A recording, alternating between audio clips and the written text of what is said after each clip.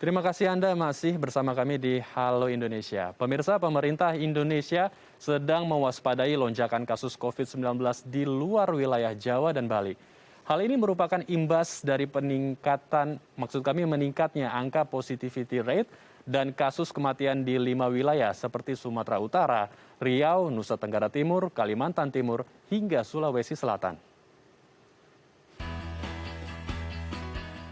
Guna menekan laju lonjakan kasus COVID-19 di tanah air yang menembus angka 3 juta kasus, pemerintah menerapkan pemberlakuan pembatasan aktivitas masyarakat level 1 hingga 4, menyesuaikan angka positivity rate setiap wilayah. Untuk PPKM level 4 Jawa dan Bali, Satuan Tugas Data dan Teknologi Informasi Satgas Penanganan COVID-19 menyatakan, sepekan terakhir mengalami penurunan kasus mencakup wilayah DKI Jakarta, Banten, Jawa Barat, dan Jawa Timur. Wilayah Jawa Tengah, Yogyakarta, dan Bali masih mengalami kenaikan. Di tengah tren penurunan saat ini, terdapat kekhawatiran terjadinya lonjakan kasus dan angka kematian signifikan di luar Jawa dan Bali, yang saat ini mulai terjadi di beberapa wilayah seperti Sumatera Utara, Riau, Kalimantan Timur, NTT, dan Sulawesi Selatan. Melihat kondisi tersebut, sudah sepatutnya pemerintah meninjau kembali kebijakan PPKM berlevel yang saat ini tengah dijalankan dengan berbagai pelonggaran, guna mencegah terjadinya epicentrum baru COVID-19. Ya, untuk membahas lebih lanjut potensi lonjakan kasus COVID-19 di luar wilayah Jawa dan Bali, kita akan berdiskusi langsung bersama dengan Ibu Mas Dalina Pane, selaku Kepala Bidang Pengembangan Profesi Perhimpunan Ahli Epidemiologi Indonesia. Selamat pagi Bu Lina, apa kabar Ibu? Selamat pagi Mas Andrew, Alhamdulillah kabar baik. Alhamdulillah. Bu Lina, ini menarik sekali perbincangan kita, terutama di hari ini, hari terakhir dari PPKM level 4. Sejauh ini bagaimana Bu Lina melihat bentuk penanganan pandemi COVID-19 yang dilakukan oleh pemerintah dan juga tim Satgas COVID-19? Apakah sudah efektif menekan angka kasus positif COVID-19, Bu Lina? Ya, kalau kita lihat dalam 3 minggu ini, kita perlu apresiasi untuk Jawa Bali memang ada sedikit penurunan, walaupun itu kalau dalam istilah kami nggak terlalu nendang penurunan kasusnya ya, sesuai dengan target-target yang ditetapkan. Tetapi biar bagaimanapun tetap ada penurunan, walaupun itu juga diikuti dengan penurunan testing. Dan ini menunjukkan bahwa sebenarnya pengendaliannya belum begitu efektif berjalan di lapangan. Tetapi sejauh ini Jawa Bali, terutama Jakarta, DKI Jakarta itu sangat kita apresiasi. Penurunan kasusnya sangat sistematis dan itu terjadi 2 minggu terakhir dan kita juga sudah menggerakkan para tracer, ada 1.600 tracer ya, 500 diantaranya itu dari Satgas yang akan terus membantu untuk melakukan pengendalian di bawah. Tapi secara umum kami boleh katakan bahwa Jawa Bali ada sedikit penurunan tapi belum mencapai target. Baik, jadi di Jakarta ini mengalami penurunan angka kasus ya. Nah, kalau berbicara mengenai angka kasus, saya akan sedikit berbicara mengenai data. Di Jakarta memang mengalami penurunan angka kasus, tapi di daerah lain ini justru ada peningkatan, seperti di daerah Jawa Tengah, yang saat ini menjadi wilayah dengan peningkatan angka kasus tertinggi. Kemarin itu per hari Minggu, angka kasus yang meningkat 4.234 per satu hari kemarin. Lalu di Kalimantan Timur ini peningkatannya juga sudah mulai tinggi, Bu Lina. Kemarin saja sudah 1.700 kasus per satu hari. Bagaimana Anda melihat angka-angka ini? Apakah karena proses vaksinasi dan proses 3T yang masif hanya dilakukan di wilayah Jakarta, sehingga di wilayah-wilayah lain ini menjadi minim oleh proses vaksinasi dan juga proses 3T-nya sendiri? Bagaimana Bu Lina tanggapannya? Jadi memang pengendalian itu memiliki indikator dan target, Andrew.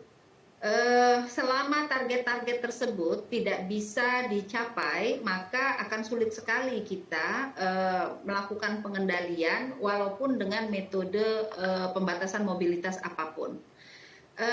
Jadi kalau Jakarta memang memiliki privilege lebih ya, sebagai ibu kota negara dia memiliki keistimewaan yang sangat besar. Dia dekat dengan ibu kota pemerintahan sehingga apapun kebutuhan Jakarta itu bisa langsung dipenuhi oleh pusat. Seperti misalnya testing di Jakarta sangat baik sekali, bahkan sudah berbulan-bulan testing mereka itu berkali lipat dari target. Kemudian vaksinasi mereka adalah yang tertinggi di Indonesia, dan itu karena dekat dengan pusat gampang sekali berkoordinasi. Kemudian tracing pemerintah daerahnya juga sangat concern dengan tracing, sehingga tracing mereka itu sangat masif sekali dalam 2 minggu terakhir. Ada 1.600 tracer yang dikerahkan untuk itu. Walaupun rasio kontak itu mereka masih rendah, tapi sebenarnya itu yang salah. Rasio kontak itu bukanlah indikator untuk tracing, tetapi 80% minimal kasus konfirmasi dilakukan tracing, itu adalah indikatornya. Jadi Jakarta memang jangan dibandingkan dengan daerah-daerah lain, termasuk juga fasilitas kesehatan, rumah sakit berlimpah, gampang membuka layanan tempat tidur, sehingga sebentar saja Jakarta itu bisa mengalami penurunan kasus yang cukup baik, walaupun PR-nya adalah kematian. Dan ada beberapa kematian yang diisolasi mandiri, itu masalah lain lagi. Tetapi untuk Jawa Tengah, Jawa Timur, nah ini persoalannya menjadi lebih complicated ya. Tetapi sebenarnya yang dibutuhkan adalah komitmen dan willingness dari pemimpin daerah untuk memenuhi target-target beserta dengan pemerintah pusat, tentunya memenuhi target-target yang sudah ditetapkan oleh pemerintah. Selama target-target pengendalian itu tidak dipenuhi, maka mau dia pakai PPKM apapun itu akan menjadi sulit untuk kita katakan terkendali. Ada 6 target setidaknya yang sudah diumumkan oleh pemerintah. Yang pertama terkait dengan testing, yang kedua terkait dengan tracing, kemudian yang ketiga vaksinasi, yang keempat positivity rate. Positivity rate ini terkait dengan testing sebenarnya, kemudian mobilitas warga, dan satu lagi saya nanti coba review lagi ya, satunya itu apa, ada 6 target. Selama 6 target itu tidak bisa tercapai, akan sulit sekali kita mengatakan wilayah tersebut terkendali. Oh ya, satunya kematian ya, kematian yang rendah. Baik, jadi faktor-faktor itu ya. Bu Lina, kalau berbicara mengenai mobilitas seperti yang tadi Ibu katakan, karena saat ini PPKM level 4 saja sudah banyak yang dikomplain oleh warga, terutama di masyarakat menengah ke bawah, karena mereka kesulitan untuk memenuhi kebutuhan mereka sehari-hari. Lalu sebetulnya skenario lockdown atau skenario PSBB ataupun skenario PPKM level 4 ataupun darurat, yang idealnya itu seperti apa, Bu Lina? Apakah sebaiknya sebelum melakukan PPKM harus memberikan bansos terlebih dahulu kepada masyarakat dari warga prasejahtera agar mereka benar-benar bisa survive ketika PPKM ini dilakukan, Bu Lina? Sebenarnya yang cukup efektif itu adalah PPKM mikro. Jadi melakukan pembatasan itu pada wilayah yang kecil, bukan kemudian wilayah luas. Karena apa? Dampaknya terhadap ekonomi itu sangat besar sekali.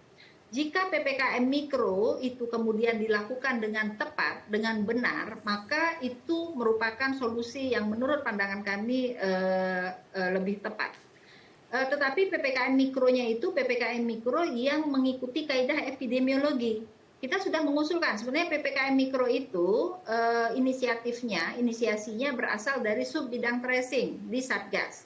Tapi kemudian saya tidak tahu bagaimana sampai ke Mendagri itu kemudian berubah prinsip-prinsip dari PPKM mikro itu sendiri. Pada saat itu kita menyatakan kalau satu wilayah, setengah dari rumah di wilayah tersebut, setengah 50% dari rumah di wilayah tersebut itu memiliki kasus konfirmasi kontak erat dan suspek, maka wilayah tersebut yang di lockdown, yang dikunci, bukan dibatasi.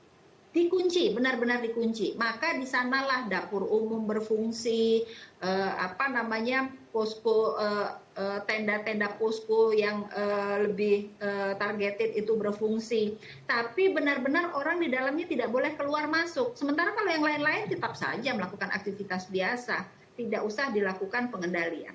Dengan begitu, maka resources atau logistik yang dimiliki oleh negara itu bisa menjadi lebih efisien karena jelas siapa yang harus dibantu.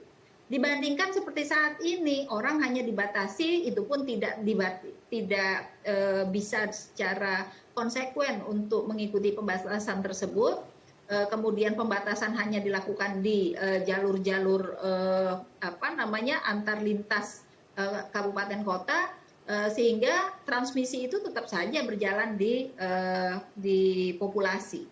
Jadi kalau kembali kepada PPKM mikro, di mana kalau memang mau di lockdown, memang di lockdown, tapi orangnya itu nggak boleh keluar masuk. Jangan seperti sekarang, ada PPKM mikro, ada wilayah yang punya rumah hanya 5 kasus atau 5 rumah, lalu dikatakan itu daerah merah, tapi kemudian orangnya masih bisa keluar masuk. Masih pakai jam malam saja, jam 8 malam. Kita tidak bisa bernegosiasi dengan virus untuk menyatakan Anda menular di malam hari saja. Nggak bisa seperti itu. Tapi rumahnya jangan cuma 5. 5 rumah memang seharusnya locknya, kuncinya adalah kunci rumah, bukan kunci wilayah. Kalau kunci wilayah itu benar-benar dikunci, orangnya nggak boleh keluar masuk. Itu yang jadi perbedaan mendasar dari apa PPKM mikro yang diajukan oleh kita, oleh Subbidang Tracing, dengan apa yang terjadi di Inmendagri. Kalau dikatakan, oh itu perubahan dikarenakan harus ada sektor ekonomi dan lain-lain, ya dampaknya seperti sekarang gitu ya. Kita kunci tapi tidak kita kunci gitu ya, atau kuncinya jebol. Sehingga kalau orang masih bisa keluar masuk kan artinya tidak kita kunci kan. Lockdown itu kan artinya mengunci.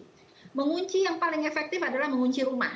Itu yang paling efektif. Jadi kalau ada kasus di rumah tersebut, ada kontak erat, maka kunci. Nggak boleh orangnya keluar masuk. Tapi ketika kita kasusnya sudah sangat banyak, maka wilayah yang dikunci. Tapi benar-benar dikunci. Bukan pembatasan aktivitas. Bukan dengan jam malam. Benar-benar dikunci. Nggak boleh keluar masuk. Bagaimana kebutuhan-kebutuhan? Itulah tugasnya Satgas desa atau kelurahan. Kalau memang harus membuat dapur umum di situ, buat dapur umum dengan orang-orang yang di daerah itu sendiri yang mengelolanya. Tapi disitulah bantuan pemerintah ada. Jangan kemudian pada saat itu pemerintah tidak membantu. Sepenuhnya diberikan kepada warga, tetapi mereka yang dalam tanda kutip disebut sebagai terdampak, itu diberi bantuan berkali-kali, berbulan-bulan, dan tidak menyelesaikan masalah. Baik, Bu Lina. Itu kita sebut seperti menggarami lautan, nggak selesai-selesai. Baik, Bu Lina, kita akan membahas perbincangan menarik ini, namun usai jeda ya, Bu Lina. Baik pemirsa, jangan kemana-mana karena kami akan kembali sesaat lagi.